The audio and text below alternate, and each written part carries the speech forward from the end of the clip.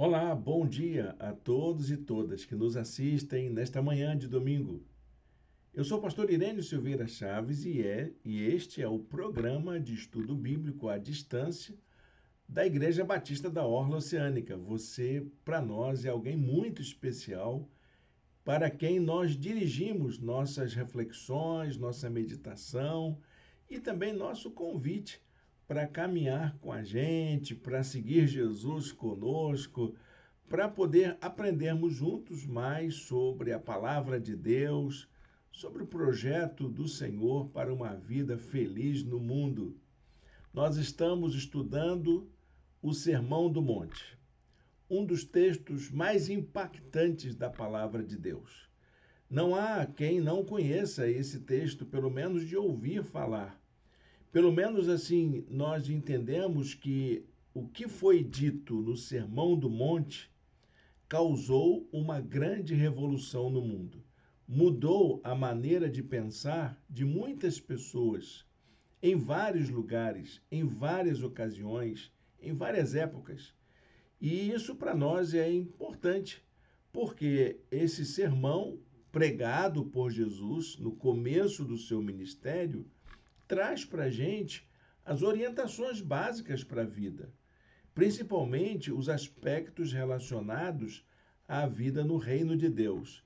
Então, vamos juntos, dar continuidade. Esse estudo já começou há algumas semanas. Nós estamos hoje na nossa quinta aula e se você perdeu alguma aula, não tem problema.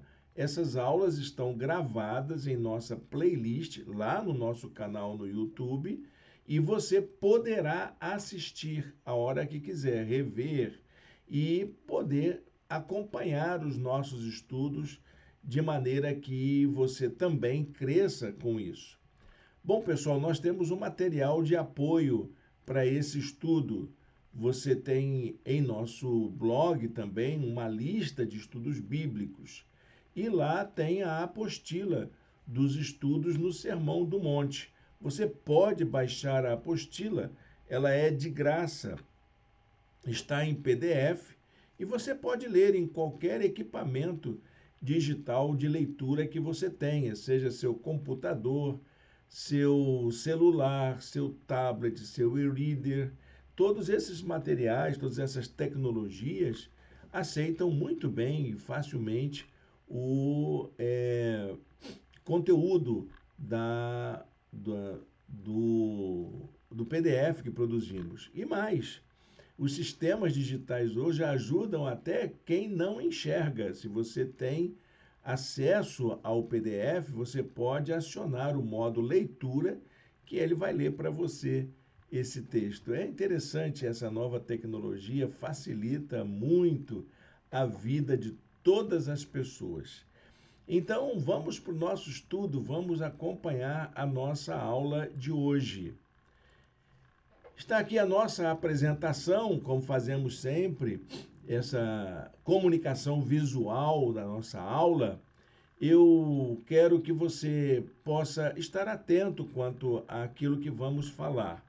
Se você quiser, pode ter uma Bíblia aberta aí do seu lado, para que você possa estudar o texto bíblico junto com a gente. Isso é bom. Não importa a versão da sua Bíblia, eu uso aqui a versão da NVI. Sempre que tem alguma opção para melhor interpretação do texto de alguma outra versão, eu coloco a informação ao lado, com aquelas letrinhas maiúsculas ao lado da referência bíblica. Então, nós vamos hoje acompanharmos a nossa aula na quinta lição dela, e vamos falar sobre a confiança no cuidado divino. Eu gosto da versão antiga da Escritura, que dizia que se tratava da passagem bíblica sobre a ansiosa solicitude pela vida. É isso que vamos tratar. A ansiedade em conseguirmos recursos, meios para o nosso sustento. Jesus chama a atenção para três aspectos importantes da nossa existência: é o uso do dinheiro, a busca de alimento e a busca de vestuário.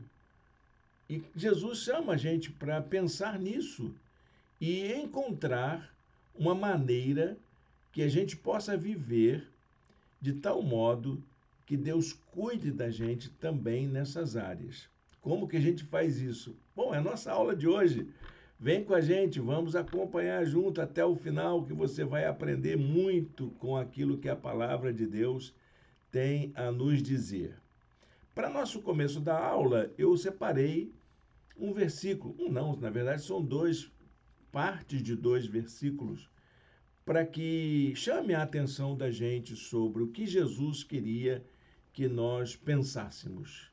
Ele disse para os seus discípulos durante o sermão: observem as aves do céu, vejam como crescem os lírios do campo. Quer saber como Deus cuida de você, meu irmão, minha irmã? Olha para a natureza, olha para a criação. É a maneira como Deus cuida da gente. O mesmo modo, o mesmo jeito. É assim que Deus cuida de todos aqueles e aquelas a quem Ele ama.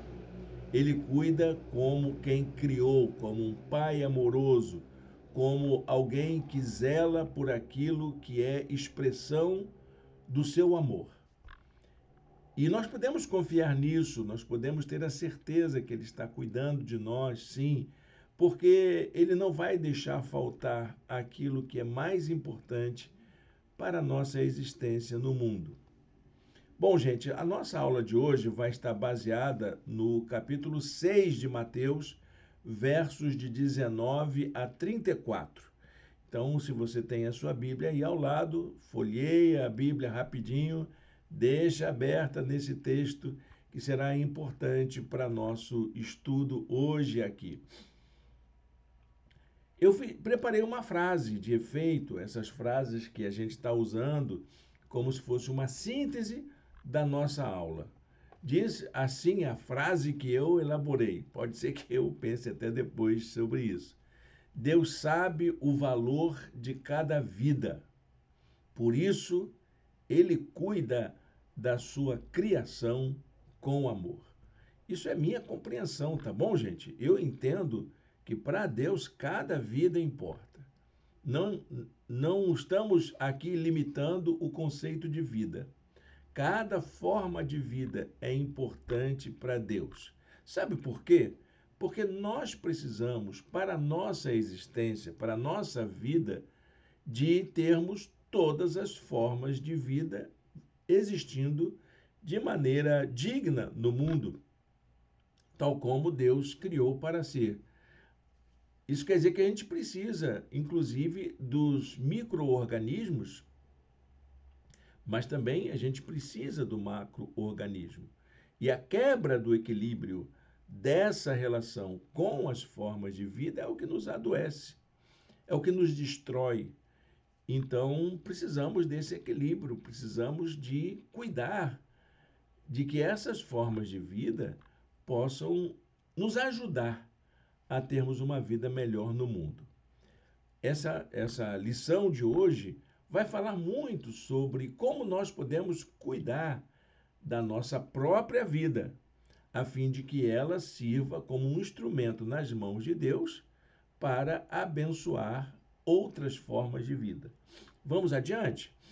Bom, pessoal, Jesus convidou os seus discípulos para praticarem um estilo de vida, um modo de vida que pudesse ir além da religião que eles praticavam.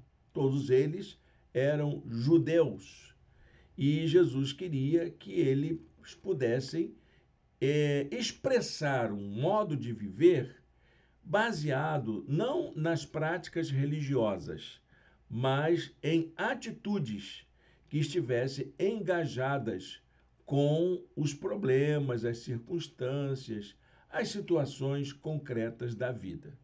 É isso que ele queria. Ele queria que todos pensassem numa forma de viver que estivesse relacionado com a vida concreta no mundo, com as nossas experiências, com os nossos relacionamentos. E isso é que leva à espiritualidade, que é a espiritualidade como uma praxis. É isso que Jesus propõe. Eu já estudei muito sobre espiritualidade e uma das formas de espiritualidade tem sido chamada de espiritualidade da praxis. Eu não quero entrar nesse detalhe, que é um estudo teológico profundo, que foi abordado por teólogos da América Latina, principalmente os teólogos da teologia da libertação e também os teólogos da missão integral.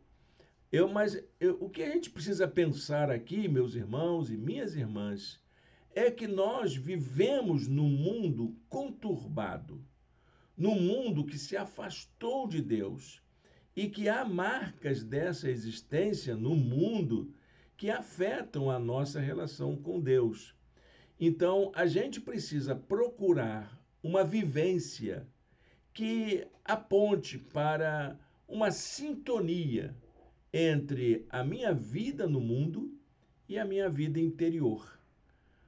Jesus chama seus discípulos para refletirem sobre isso.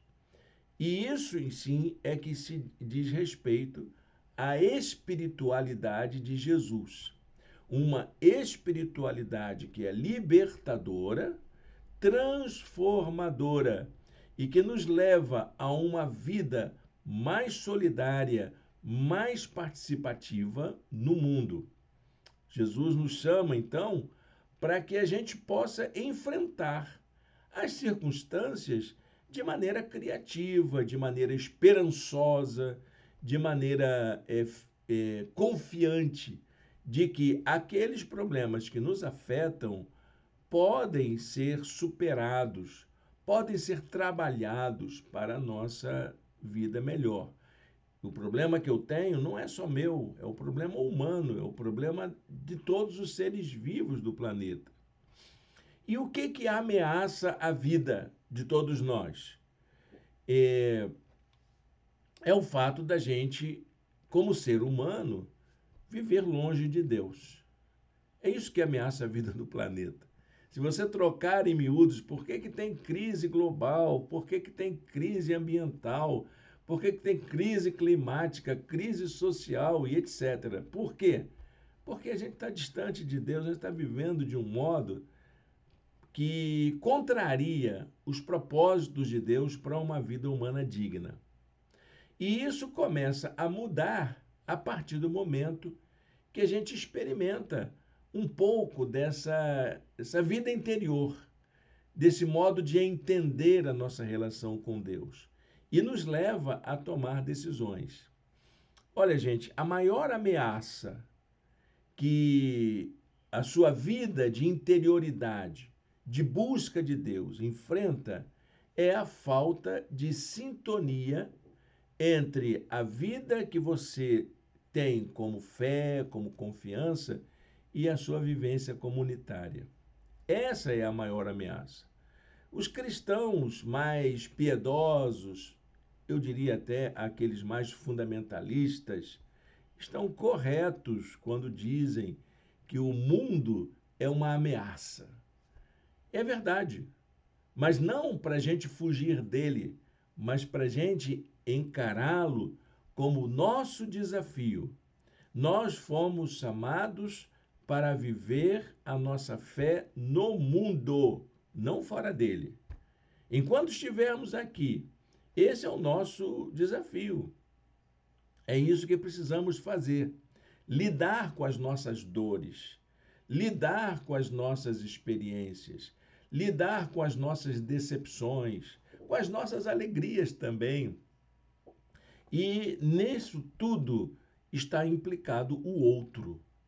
Então, é na relação com o mundo, com o outro, com o próximo e até com as nossas interioridades que nós vamos construir a nossa relação com Deus. Você entendeu? É uma dinâmica bastante complexa. Nós vimos isso na aula passada. Se você quiser dar uma olhadinha lá na espiritualidade que Jesus propôs, nas práticas de espiritualidade que Jesus propôs aos seus discípulos. Então, Jesus tem um modelo de espiritualidade, como a gente viu na aula passada. esse modelo de espiritualidade de Jesus nos conduz a uma praxis libertadora, visando a transformação das condições de vida à nossa volta, principalmente as condições que são injustas, exploradoras, opressoras, e também nos ajuda a construir, juntos e juntas, uma nova forma de viver no mundo. Essa espiritualidade de Jesus, ela é tremendamente necessária para a nossa vida como cristãos no mundo. Há dois aspectos que envolvem essa vivência social que afeta a nossa espiritualidade. Primeiro, nós temos valores que orientam as nossas ações. Assim que é o ser humano. O ser humano, as ações humanas são orientadas por valores. Isso é uma questão ética importante. E Jesus está consciente disso. Ele diz, não acumulem para vocês tesouros na terra. São os tesouros, os valores são os tesouros da nossa vida. Valores como justiça, a paz, o amor, a compaixão, enfim, esses valores que fazem da gente pessoas melhores, eles são aqueles que nos engrandecem. E Jesus diz, olha, se você tiver que ter um tesouro, um valor de grande estima, não faça isso com coisas terrenas, materiais, onde a traça e a ferrugem destrói, onde os ladrões arrombam e furtam. Seus valores não são esses. Os valores que orientam a vida não são materiais.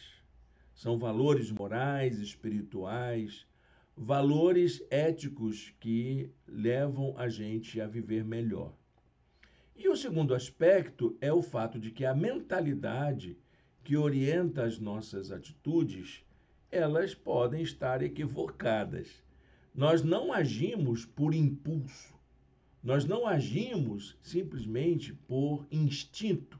Quem faz isso são os seres irracionais. Nós agimos a partir de uma mentalidade.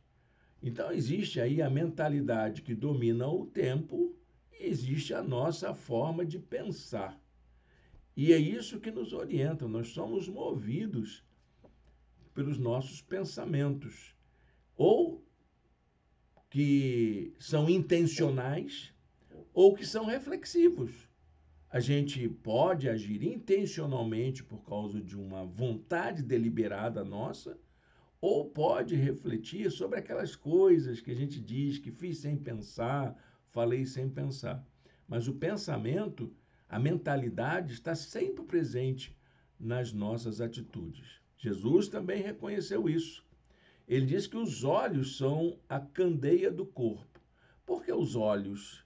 Porque os olhos é que orientam as nossas intencionalidades, é para onde nós vemos, é a nossa visão de mundo, é a visão que temos da realidade. Então, se essa visão que a gente tem da realidade for adequada, for real, for marcada por interesses e intencionalidades boas, todo o seu corpo será cheio de luz. Essa frase de Jesus é muito interessante. Os olhos são a candeia do corpo. Se os seus olhos forem bons, todo o seu corpo será cheio de luz. O que é que pode atrapalhar isso, então? O que pode atrapalhar essa relação é você ter uma atitude vagueante, titubeante. Aquela famosa expressão do ficar em cima do muro. Isso é que não pode acontecer. Você não pode ficar vagueando entre dois senhores. Jesus disse, ninguém pode servir a dois senhores, pois odiará um e amará o outro, ou se dedicará a um e desprezará o outro. Vocês não podem servir a Deus e ao dinheiro. Você não pode servir a Deus e às suas ambições materiais. É isso que Jesus está dizendo.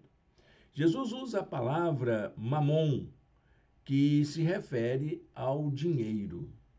Essa é uma palavra aramaica.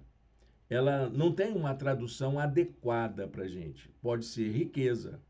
Mas Jesus usa essa palavra com uma personificação. Ele fala do dinheiro como se fosse um demônio. Essa expressão é dada por Jesus. O dinheiro como um demônio na nossa vida. Mas ele fala isso não para dizer que o dinheiro é uma coisa ruim. Essencialmente não. Jesus também ele recebia ajuda financeira. E os evangelhos dizem isso das mulheres, por exemplo, que sustentavam. Jesus pagou tributos.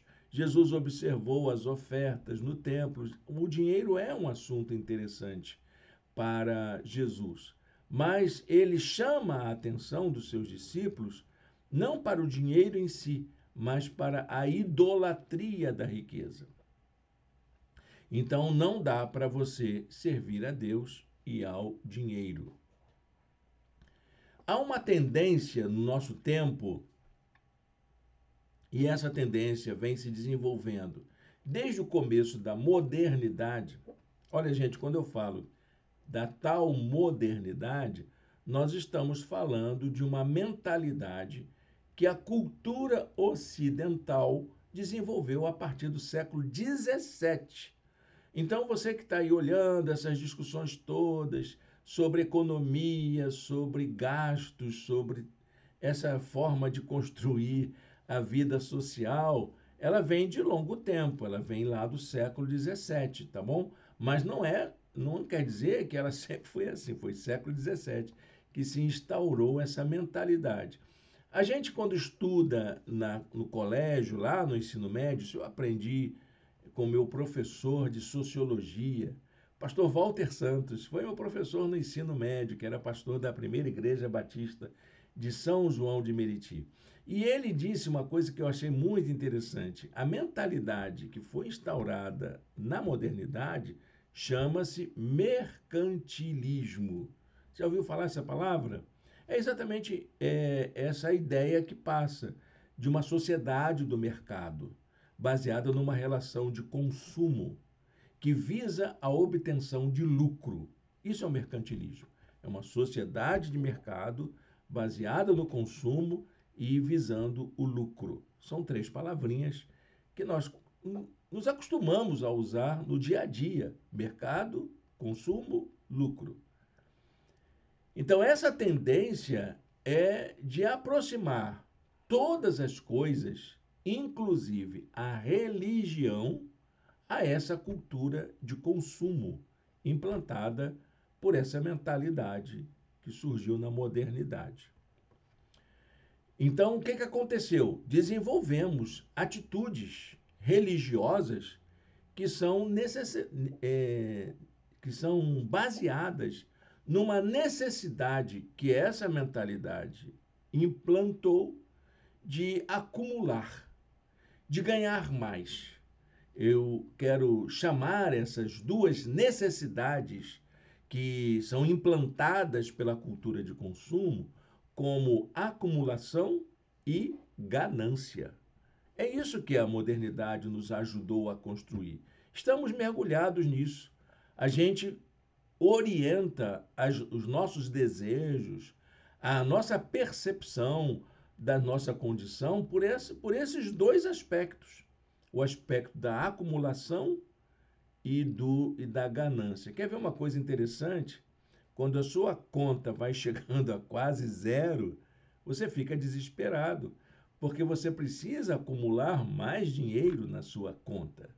Outra coisa que é interessante, quando você fala em ganhar algum dinheiro a mais, você nunca calcula a partir daquilo que você precisa para a sua subsistência, sempre para que você tenha mais do que você precisa. É a acumulação e a ganância, essa relação que nós construímos. A fé cristã também foi afetada por essas duas forças da mentalidade de consumo e de mercado que marca a nossa sociedade. essa mentalidade consumista e acumuladora. Querem ver uma coisa interessante?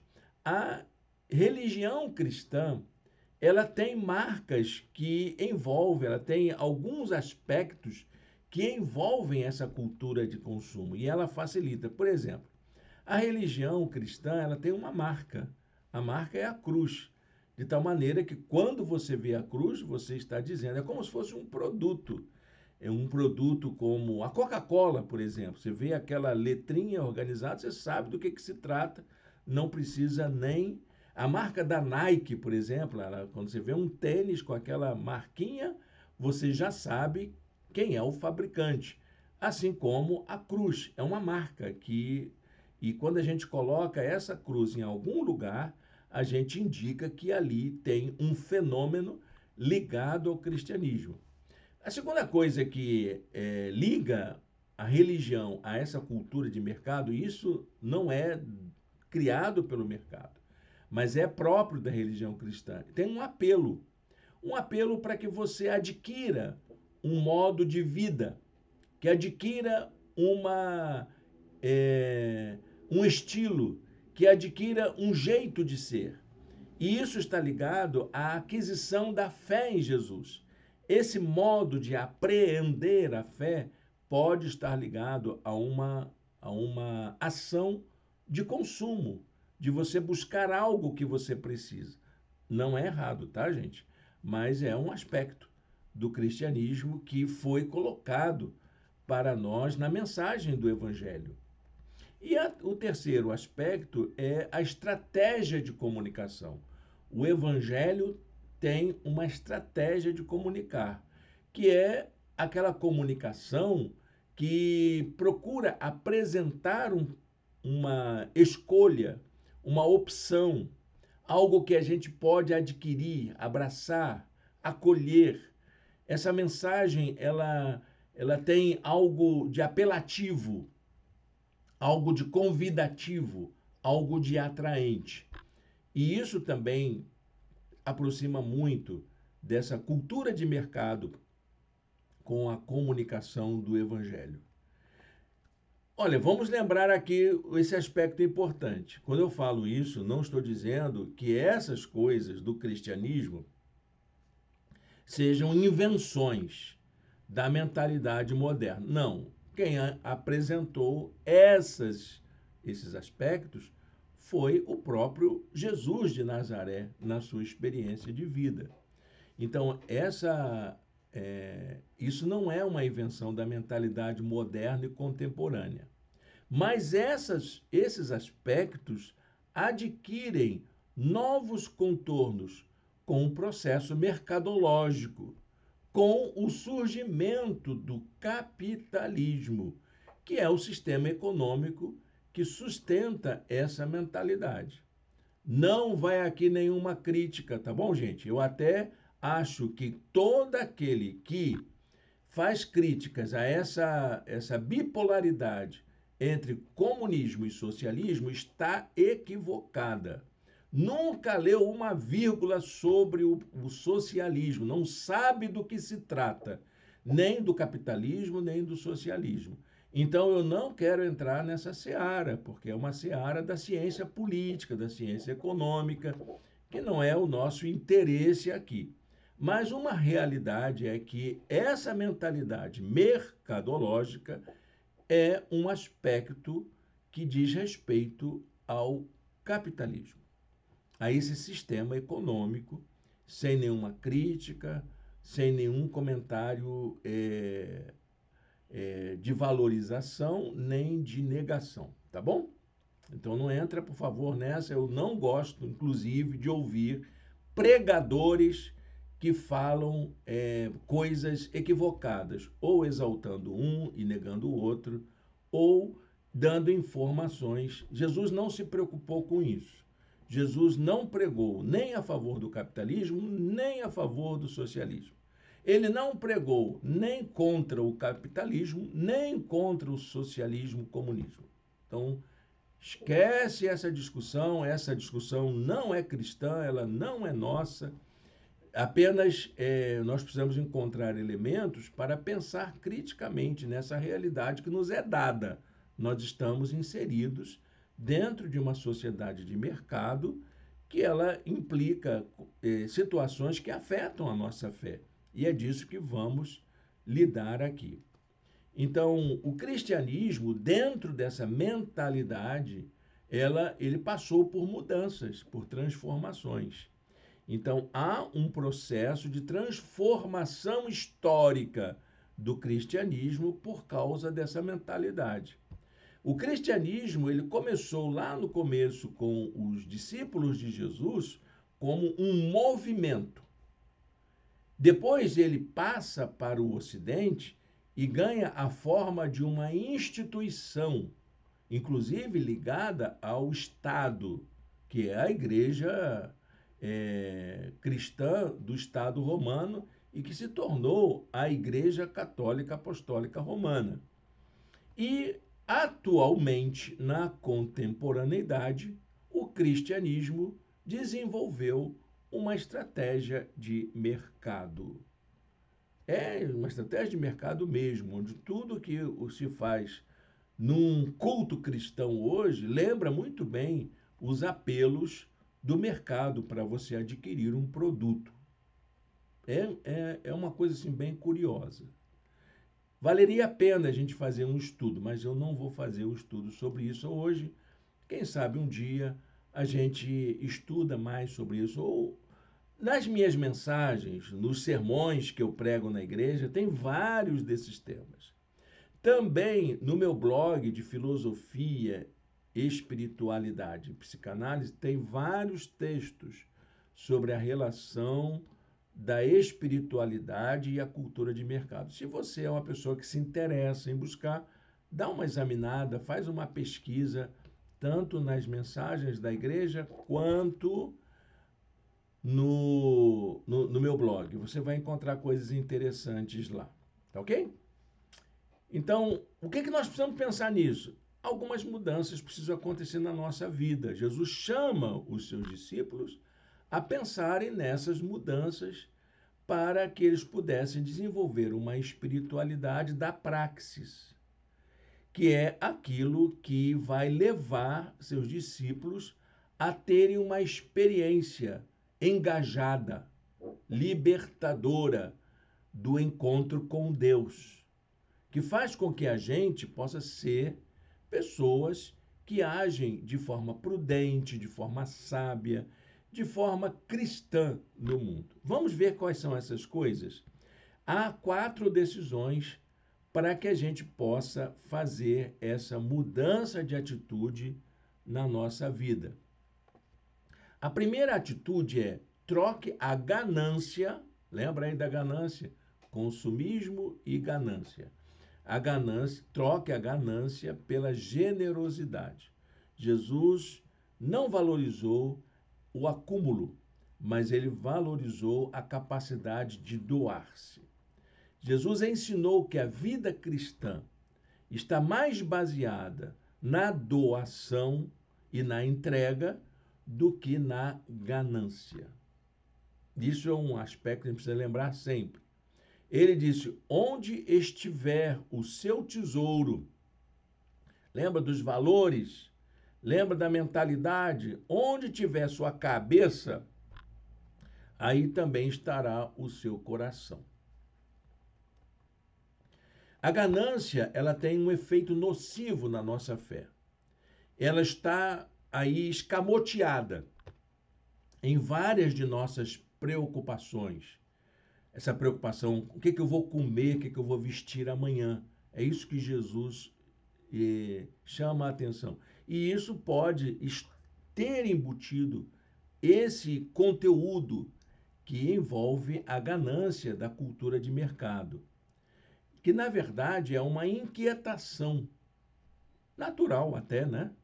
Por que não?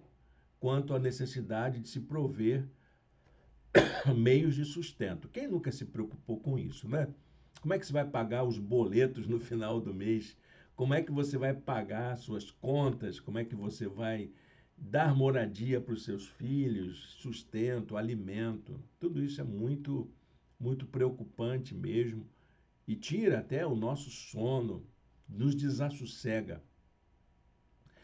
Mas há uma coisa que está aí implícita nisso, que é essa coisa de acumular e ter. O ter ocupou o lugar do ser.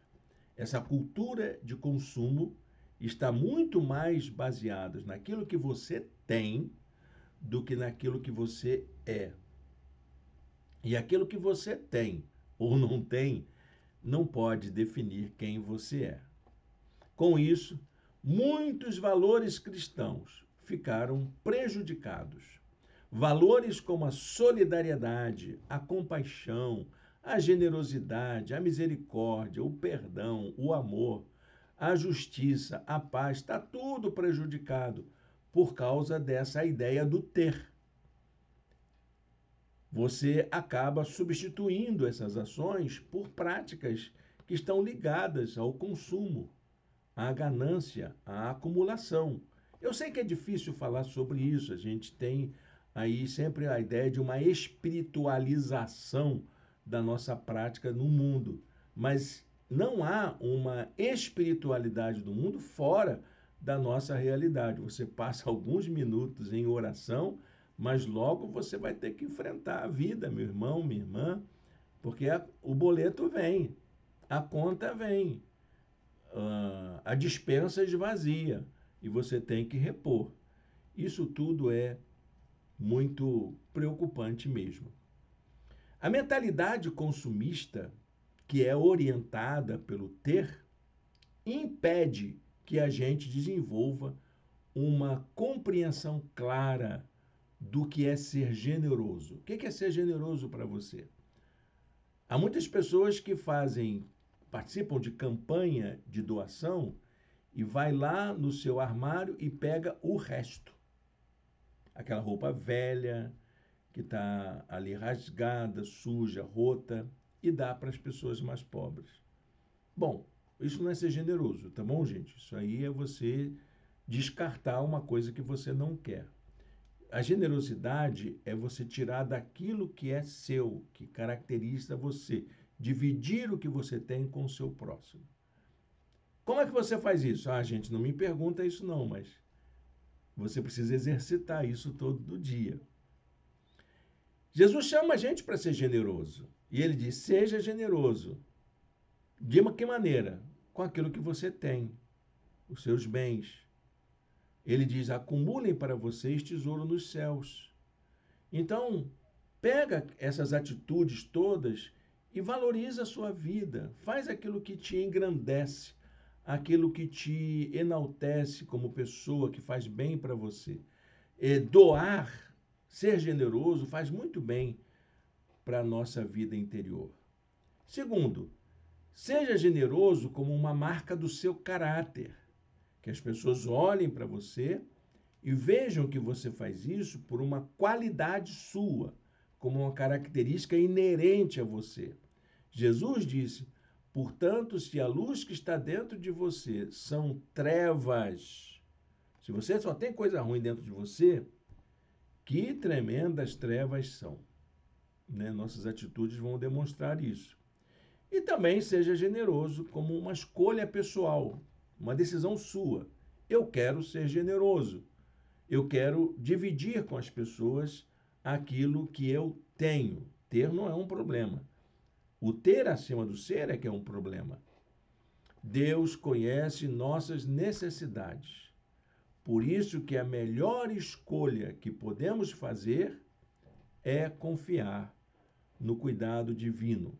Jesus disse, os pagãos, os povos, a multidão, a maioria, todo mundo, correm atrás dessas coisas. Mas o Pai Celestial sabe que vocês precisam delas. Deus sabe do que você precisa, Deus sabe qual é o tamanho da sua receita e qual é o tamanho da sua despesa. Ele conhece direitinho sua conta bancária. Deus conhece direitinho o seu rol patrimonial. Ele conhece direitinho a sua despensa, o seu armário.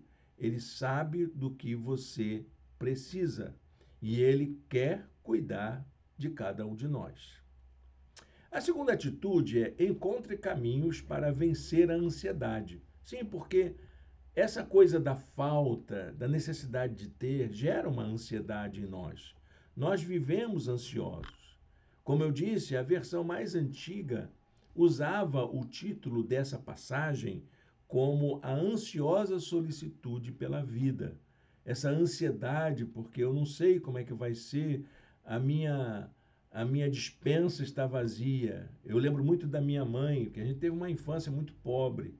E a minha mãe ficava preocupada em saber o que ia dar de comida para os seus filhos no dia seguinte, quando ela ia no armário e pegava o último ingrediente da prateleira. É isso, vou fazer o nosso último alimento. Agora é fazer o sinal da cruz e morrer.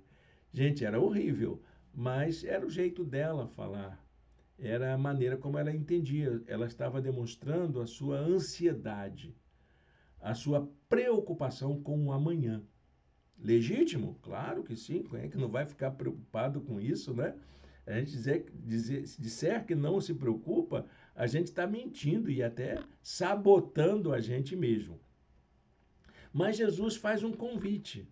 Ele convida a gente a substituir a ansiedade pelo amanhã pela confiança no cuidado divino.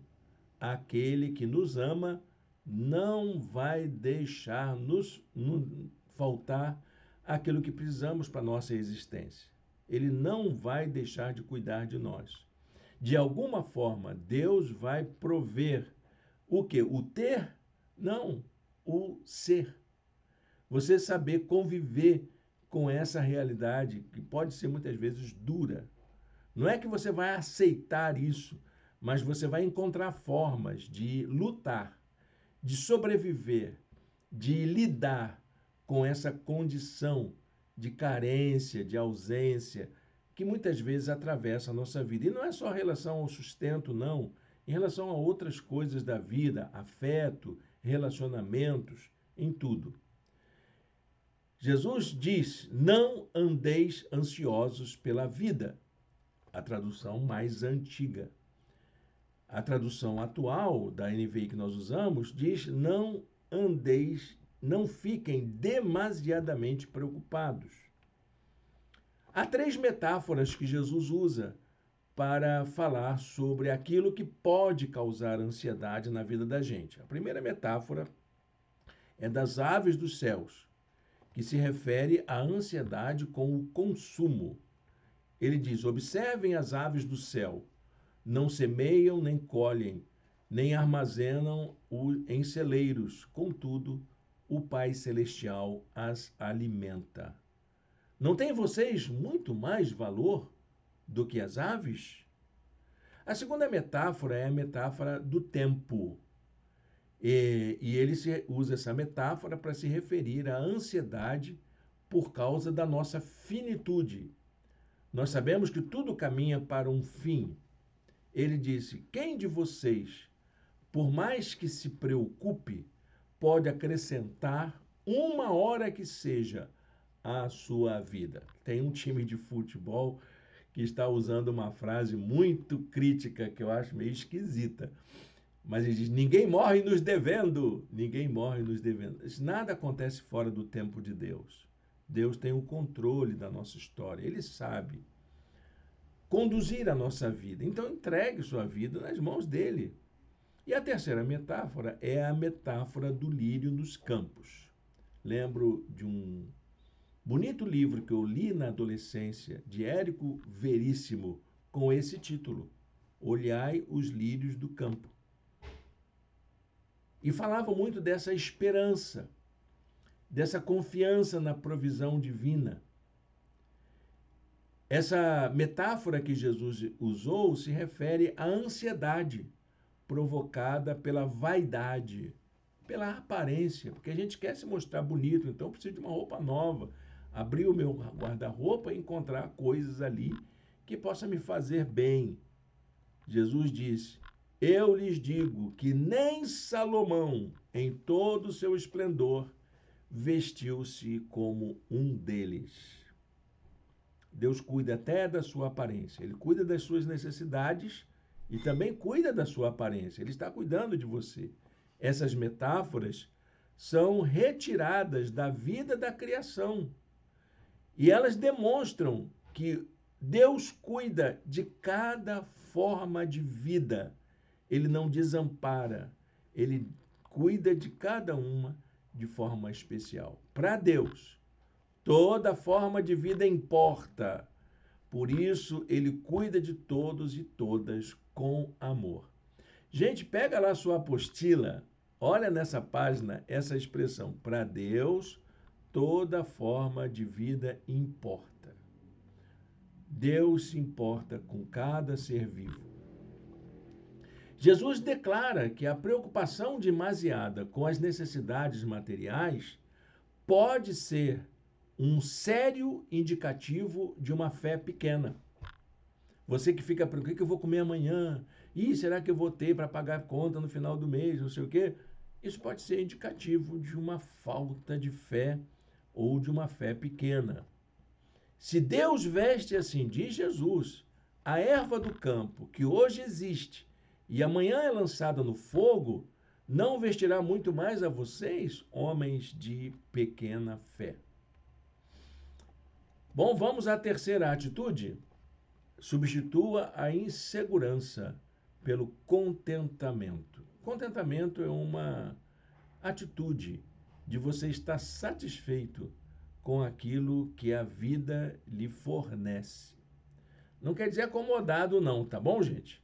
Não é quer dizer que você, se a vida me deu isso, é isso que eu vou viver até o final da vida. Não, você não está impedido ou impedida de lutar por condições melhores de vida, inclusive seja individualmente, seja socialmente.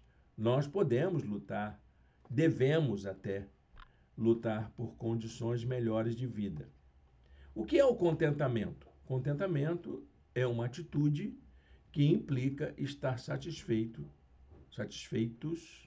com os recursos que dispomos. O que você tem hoje aí na sua casa? Isso dá para você viver bem? Você precisa de mais? Então, o contentamento leva você a entender isso. O que você pode fazer para melhorar? Você entender o que você tem e o que pode fazer para melhorar. Não há erro nenhum em desejar ter uma vida melhor, investir no seu crescimento pessoal, administrar os seus recursos, colocar dinheiro na poupança, em fundos de investimento. Não há erro nenhum nisso. Não há erro até em desfrutar do bem-estar, de ter uma vida mais tranquila. Não há nenhum erro nisso. Jesus comparou a preocupação com as necessidades materiais com a atitude de pessoas que não experimentaram uma transformação de vida a partir da fé. Jesus chama essas pessoas de gentios, pagãos, os povos, pois os pagãos, diz a versão da NVI, é que correm atrás dessas coisas. A palavra grega que está lá no texto é etnos, que representa uma grande quantidade de pessoas. Se fosse traduzir por uma linguagem bem jovial e popular, eu dizia a galera, pois a galera corre atrás dessas coisas. Todo mundo. A tradução de outras versões vai falar dos gentios, que são os povos que não seguem a fé judaica, que era assim que os judeus se tratavam. A vida de contentamento tem a ver com a tentativa de se tirar o melhor proveito das oportunidades que temos hoje, sabendo que nossas escolhas hoje têm consequências futuras. A maneira como você administra o seu dinheiro hoje tem consequência futura. A maneira como você se alimenta hoje tem consequência futura. A maneira como você escolhe suas roupas hoje, sua moradia, tem consequência futura. A conta vem, tá bom, gente? Se cremos num Deus vivo e poderoso que é capaz de cuidar da sua criação, então podemos descansar nessa esperança, que Deus está cuidando e que Ele não vai deixar faltar. E que se faltar, Ele tem outra resposta. Eu já disse para os irmãos que eu gosto sempre de dizer que Deus tem 3 respostas para as nossas necessidades. Ele pode dizer sim, ele pode dizer não e pode dizer, você pensou e espera, né? Mas eu penso o seguinte, ele pode dizer, eu tenho uma ideia melhor. E o melhor de Deus para nós é o melhor para a nossa vida. Portanto, não se preocupem com o amanhã, pois o amanhã trará as suas próprias preocupações. Basta cada dia com o seu mal. E a quarta atitude é substitua o transitório pelo eterno. Muitas vezes a gente se prende ao nosso dia a dia, ao cotidiano, que é importante, a gente está nele, né? É a nossa vida. São as nossas circunstâncias materiais, é a contingência, ela existe, não tem como negar. Mas tira essa preocupação com o transitório, com aquilo que perece, e comece a pensar na eternidade. Somos seres feitos para a eternidade.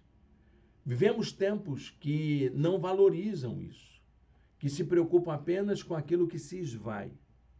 É aquilo que Zygmunt Bauman chamou de tempos líquidos.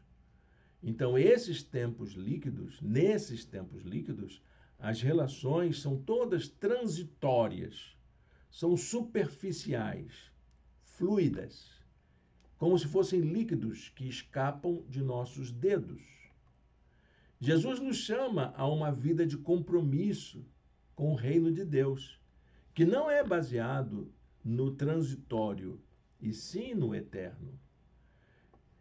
Isso significa que é mais importante para a gente ser justo, ser honesto, ser sincero, ser tolerante, ser misericordioso, ser compassivo, que são atitudes ligadas à justiça, como a virtude que caracteriza a vida no reino de Deus. Frase emblemática de Jesus, sempre lembrada, mas pouco compreendida. Busquem, pois, em primeiro lugar o reino de Deus e a sua justiça, e todas essas coisas lhes serão acrescentadas. Amém? Seja justo na sua vida e o resto Deus faz. Faça a sua parte, faça o seu melhor.